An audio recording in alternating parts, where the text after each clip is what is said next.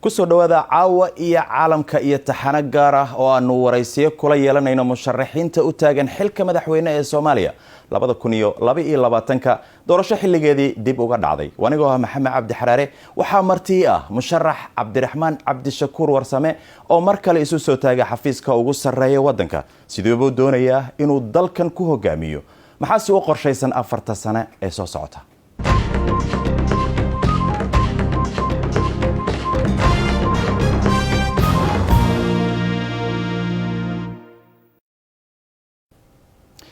مشرح عبد الرحمن عبد الشكور ورسامة كسو دو BBC Somali واندوه وما سنتين adiga mudan ugu horeyn hadii aan ku weydiiyo Cabdiraxmaan maaha markii ugu horeysay ee aad xilka ugu sareysay ee dalka isku taagto waxaan filayaa inay tahay markii saddexaad 2016kiina manifestadaadii ama barnaamijkaagii ahaa isku tasho kaliya 7 xildhibaan ayaa ayday iminka maxaad haysaa oo taa ka duwan oo aad ku doonaysaa inaad ku qanciso xildhibaano kale si aad u hanato xilka ugu sareeya dalka Soomaaliya waa ma santahay Xaraare markii hore aan ku sax waa markii labaad aan baaladka aado ama satooqa codka aan aado codadkaygana 9 ay ahayn 7 ma ahayn markasta aniga siyaasadda waxaan ugu jiray markay dhacday doorashadaas 16kii dadka dalka ku har ayaan ahaa oo 5 sano oo la soo dhaafay siyaasadda u taagnaa aniga wax xil ah hadeertaan oo ku magacaabanha aysan jirin ama xildhibaan ama wasiir ama xil kale aanan haynin siyaasaddan waxaan ugu jiraa inaan isbedelka keeno isbedelkaasana markasta aniga iyo hadafkaan u socdo sababtoo ah siyaasadda dalkeena waxay ku soo aruurtay in ay ka dhimatay wax allaali wixii qiyam siyaasadeed lagu yaqaanay oo haddii ay tahay run iyo mabda iyo mowqif iyo aragti iyo vision la soo bandhigo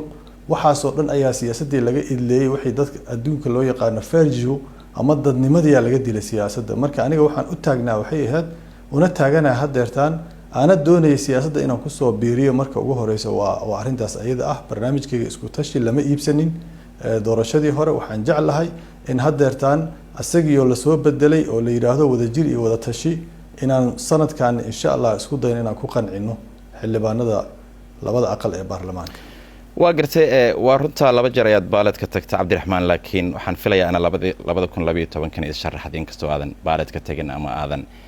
si dhaba isku sharaxin oo xilka isu soo taagin hadii aan hore ugu socono siyaasaddan cusub ee wada jir iyo wada tashi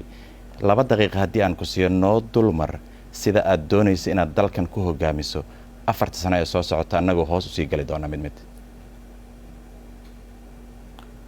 طبعا dalka hogaankiisa horta waxa iska leh xukuumadda hadii aan guuleystay xilka aan u magacaabi doono ayaa fulinta barnaamijka iska leh laakiin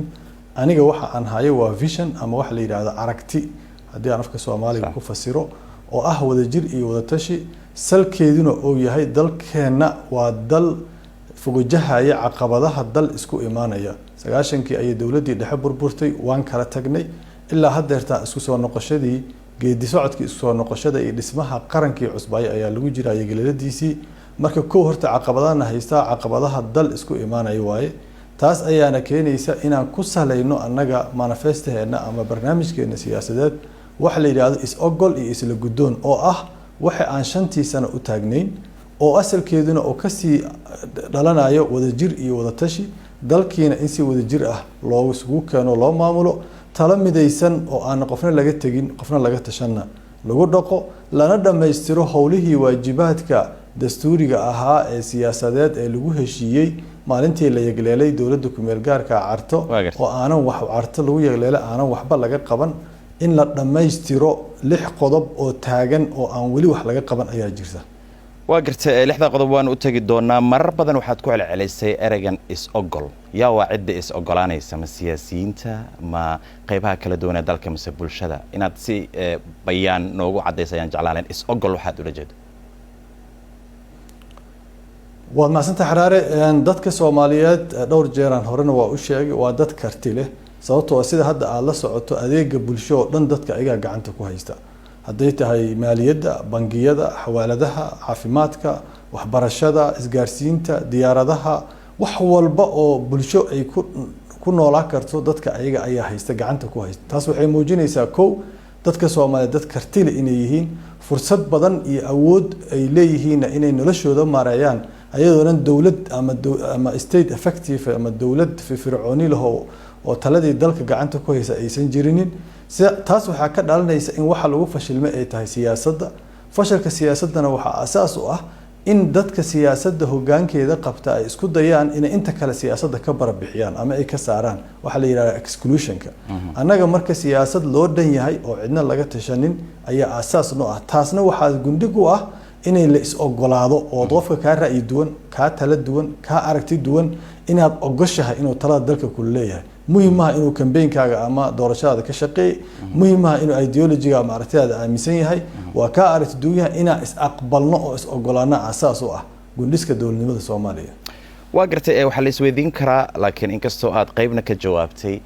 labadii madaxweyne ugu dambeeyay mucaarad ayaad ku ahayd is ogol adiga laga waayay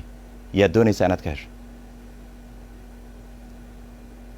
shaqada mucaaradnimada waxyaalaha aan soo kordhino aan rabno oo 5 sano dalka u joogay anagoo xil hayna waxay tahay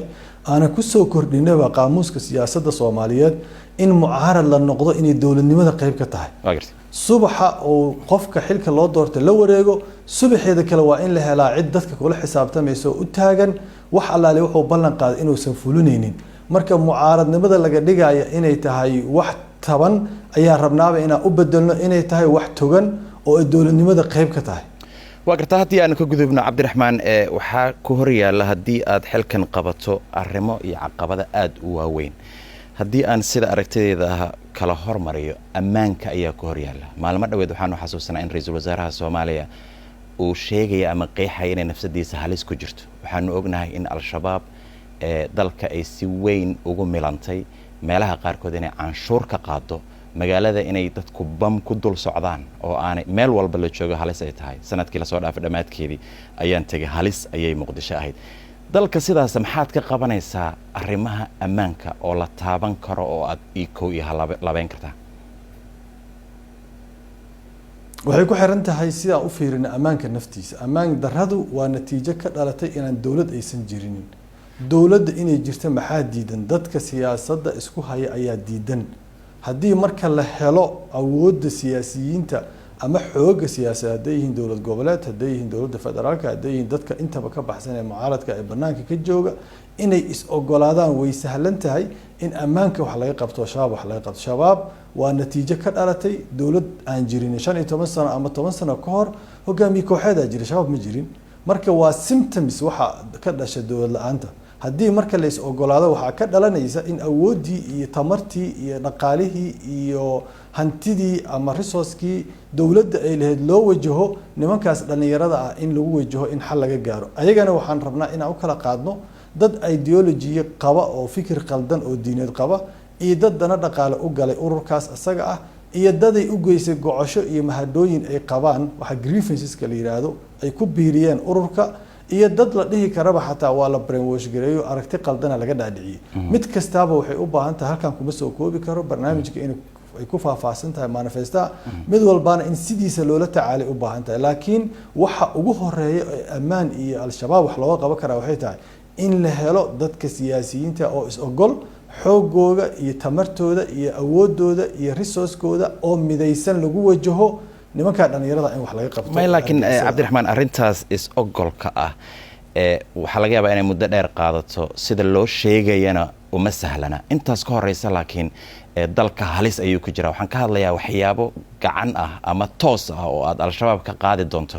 maalmaha ugu horeeya xafiiska aad qabato hadduu Ilaahay ku siiyo taas waa horta barnaamijka xukuumadda laakiin aniga vision-ka aan u arko in al-shabaab lala tacaala waxay tahay xaraare al-shabaabku ma aha insurgency conventional ciidan ma ciidan taqliidiya oo kaariyaashiisa iyo dabaabaadkiisa iyo hubkiisa iyo dhufaysidiisa iyo tiradiisa aad ogtahay maaha waa insurgency waa dad falaaga ah oo bulshada ku dhex nool kow horta waxa u baahan tahay kalsoonida bulshada ay ku qabaan dawladda inay helaan say dawladda bulshada ugu kalsoonaataana Cabdiraxmaan iminku waa maqashaa u maleynaa wax yar ayaad khadka ka baxsanayd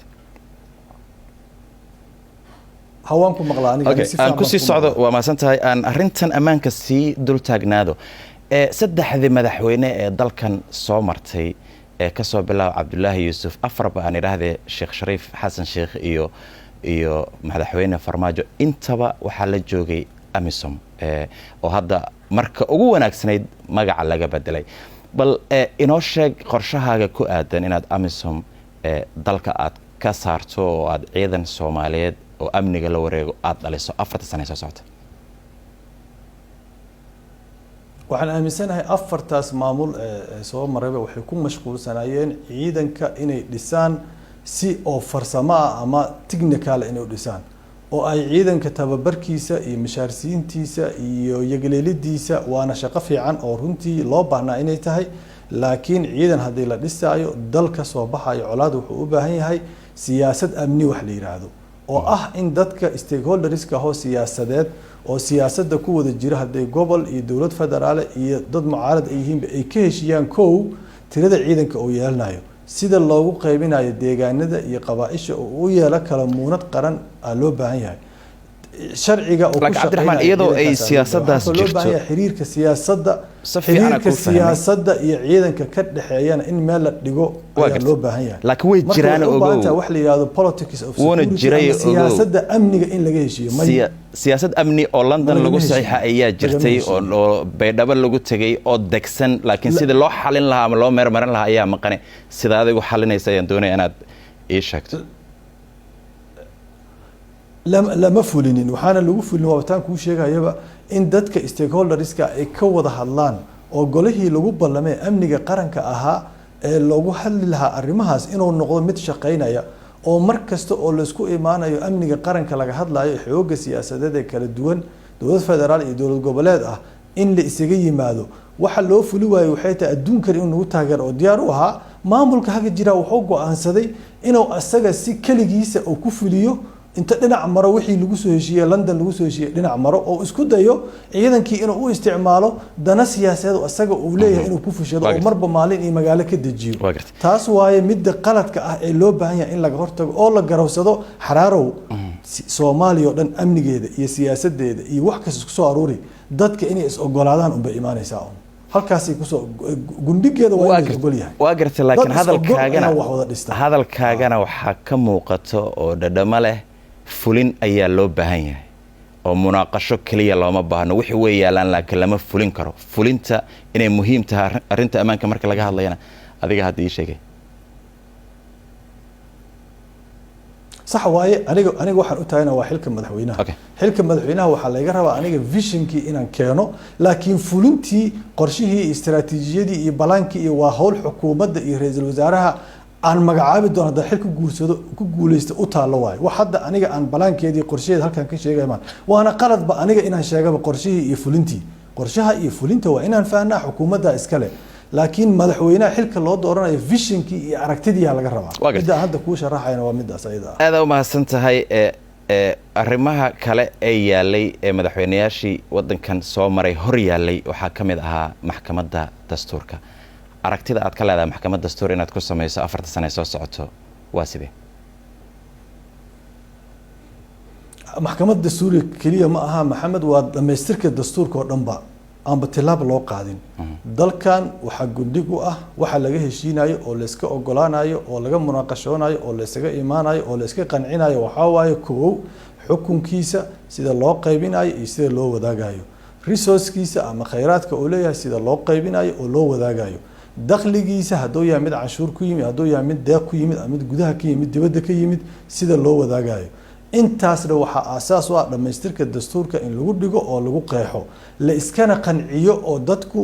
la isaga qanciyo sidii wadaagaas loo sameyn lahaa qayb waxa ka ah maxkamadda dastuuriga oo qodob dastuuriga oo qorayo in la dhisto maxkamad dastuuri ah si xal loogu helo mar kasta oo isfaham darro ay ka timaado dowlad goboleedka iyo dowladda federaalka ama hay-adaha federaalka dhexdooda cid fasirta sharciga oo loo maangal loo helo waxaa naga go-an annaga hadduu ilaahay yidhaahdo vishinkeenana yahay in doodaas dastuurkana la furo oo la dhammaystiro dastuurka maxkamadda dastuurigana muhiimadaas maadaama ay leedahay la dhiso laguna dhiirado waxa dhanna waxay u baahan yihiin oo madaxweynayaashii hore o dhan ay u sameey waayeen aniga aan aaminsanahay waxay tahay waa dhiiranaan la-aan iyo cabsi laga qabo in awoodda gacanta madaxda ay ka baxdo dalkan wuxuu u baahan yahay hogaamiye ogolaada in awoodda lala qaybsado aanan awoodda gacantiisa keligiis inay ku aruursanaato aanan ka fekerin. macnaheedu waxaa weeyaan in 4 sano kadib haddii aad madaxweyne noqoto aad ku dhiiranayso ood ka tagayso maxkamad dastuuri ah ayaanu kaa qornaa maanta. waa ballan. waa maasantahay. haddii aan kasii gudbo arrintaas, waxyaabaha kale oo madaxweynayaashii dalkan soo maray ugu dambeeyey ay ka gungaari waayeen waxaa ka mid ah inay qabtaan doorasho qof iyo cod ah. waxaan doonayaa inaad tallaabooyinka aad qaadayso haddii aad xafiiska tagto maalinta ugu horeysa iyo maalinta ugu dambeysa bal noo dulmarto si dalkan uu u gaaro doorasho qof iyo cod ah. waa mahadsan tahay. runtii annaga dee 2016 anigii rag kaloo siyaasiyiin xisbi wadajir ayaa dhisnay. waxaan filaynay in 4 sano soo socotay lasoo dhaafay la qaban doono doorasho qof iyo cod ah. xisbigaan ka shaqeynay, xarumaan furnay, kambeynaan ku jirnay, way naga go-nayd inaan siyaasadda xisbiyada hirgelino. sidii ayaan da xafiiska tagnay nooga go-an tahay. laakiin waxaan haddana garowsanahay caqabadaha ka horgudban in tilaab loo qaado ay mudan tahay ay tahay, oo ah in horta sharciga xisbiyada gadaal loogu noqdo oo qaabka ugu habboon ee dalkan xisbiyada la jaan qaadi kara looga hirgelin karo laga hirgeliyo. tirakoobkii in la sameeyo, sharcigii jinsiyada in la meel mariyo, iyo waxay kaloo u baahan tahay in maaragtay laga heshiiyo degaan doorashada iyo qaabka loo sameynayo, iyo in maxkamaddii dastuuriga ahay la dhisa. intaba waxaasoo dhan waxaa muhiim u ah in la aas-aaso. waana qodobada aan jeclahay xukuumadda aan dhisi doono inay iyada wax ka qabato. laakiin midaan kuu sheegaya, waxaa asaas ka ah rabitaan siyaasadeed inuu jiro. aniga waxaan tuunsanahay in laga gun gaari maayo maahan in aanan loo dhaqaaqinba xaggeeda oo rabitaan ahaan aan loo aadin, oo ah qofku uu ka fekeraya markuu xafiiska yimaado suu asaga kusoo noqon lahaa iyo waddada ugu habboon inuu ka fekero. laakiin haddii laga fekero in siyaasadda la hagaajiyo, taladeedana la waasiciyo, waad ogta hadeertaan xildhibaanada lasoo doortay mid kasta markaad la kulanto sida uu ku yimid adduunka wuxuu ka necab yahay lama arko. waddadii adkeed uu soo maray isay u qaabdarneed, ayadoo taas laga duulayo oo taas laga ambaqaadayna waxaan jecelnahay inaan la nimaadno rabitaan aan uga gudubno caqabadaha ku horgudban in doorasho qof iyo cod la sameeyo. waxyaabaha aad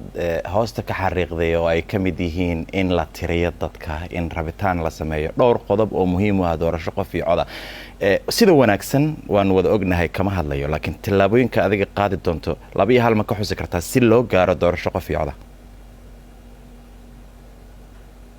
waxaa kaloo muhiimsan oo maka tagayba amniga in la xaqiijiyo. waa taan kuu sheegayo shaqo kastoo siyaasadeed xaraarow waxay ka leedahay mudnaan iyo mid degdeg ah iyo mid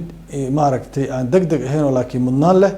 iyo mid mudnaan lahoo laakiin degdeg ah. inta way ka leedahay. sida loo kala hormarinayo waxaan 2 daqiiqo 3 daqiiqo anigu kuu faahfaahin kara maaha, laakiin waxaan sawir ka haystaa caqabadaha ku horgudban iyo sida looga tallaabi karo. intaba qabashadana waa kugu celinaya xukuumadda iska leh ee xafiiska madaxweynaha shaqo uu leeyahay ma aha. laakiin aniga waxaa ii cad visionkii aan ku meel mari lahaa arrintaas iyada ah ayaan hayaa. fulinteedana insha allah waxaan kala shaqey doonaa oon u dhaafi doonaa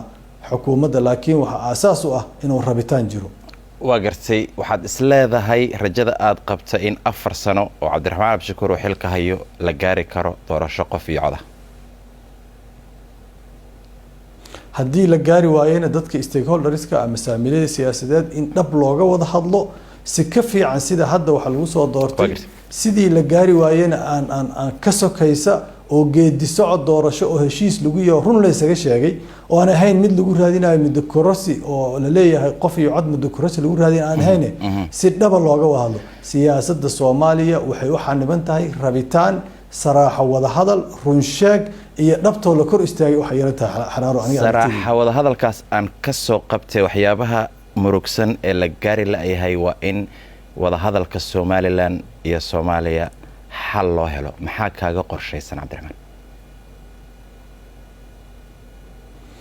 wada hadalka Soomaaliya iyo Somaliland waa laf dhabar, waana muhiim. dhowr jeerna waan sheegay dadkeena koonfurta ah oo Soomaaliya waxaan jecelnahay in la midoobo. midnimadaasna waxay ka go'daa Hargeysa iyo Somaliland. ayagana waxay jecel yihiin inay madax banaanaadaan oo dal gooni istaaga ay noqdaan. taasna annaga inaan ku qanacno ayay naga go'daa. saas daraadeed waxaan u baahannahay inaan iska qancino qoladeena Soomaaliya ee koonfurta ama dowladda federaalka ah. waxa aan miiska ula tegayno walaalahayn Somaliland u baahannahay inaan annaga iska qancino. laakiin shirar oo ah kaliya loo tagayo in la sawiro in la soo arkay wada hadalkii waa socdaan macna ma sameynayso. waxay u baahan tahay koonfur haddaan nahay dowladda federaalka haddaan nahay inaan jeexno road map aan kula xaajoonayno